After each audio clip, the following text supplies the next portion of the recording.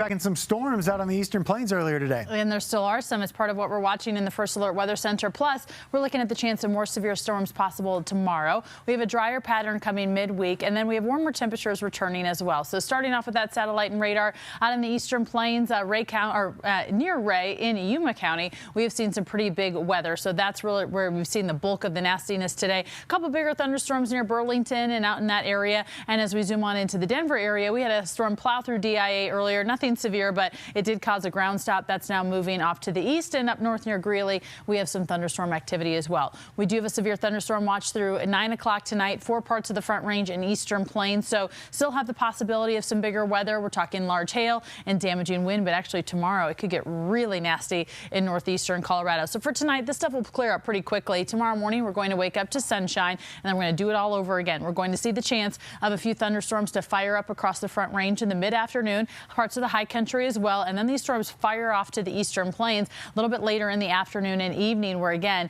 our northeastern plains have gotten hit really hard so far this summer. We could see more of that unfortunately tomorrow, and the good news is they won't last for too long. They'll quickly be gone, but it's going to be an intense night possibly tomorrow in northeastern Colorado, because in terms of the severe weather outlook, we are in that enhanced area for northeastern Colorado, parts of Kansas and into Nebraska, and then a little bit more of a threat goes down into parts of Fort Morgan, and then it gets close to Denver for that marginal risk. But that northeastern part of the state tomorrow could potentially see hail anywhere from 2 to 3 inches in diameter. So again, it is a pretty wicked day possibly in that northeastern part of the state. Meanwhile, western Colorado and southern Colorado, we have red flag warnings in place through 8 o'clock tonight, and almost these exact same areas are going to see this again tomorrow. So high fire danger persists on the western side of the state. Right now it's 68 in Denver, but we did hit 83 earlier today, 77 in Boulder, 60s, 80s, 90s out in the eastern plains, depending on where those storms are, 60s, 70s in the high country, and we have 76 from our weather watcher,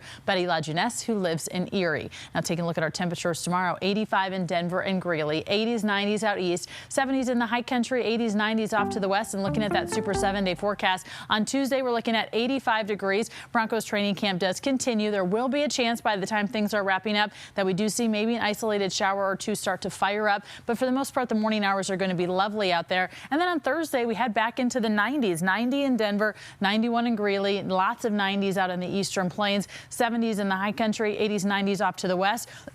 We do stay on the dry side Wednesday and Thursday. Storms start to creep back up in by Friday, and then we see a much better chance for some of those storms on Saturday and Sunday, with temperatures right about 90. Some areas will get into the 90s, some areas won't. Drying out a little bit will help. We've got some really soggy ground out there. Thanks, Lauren.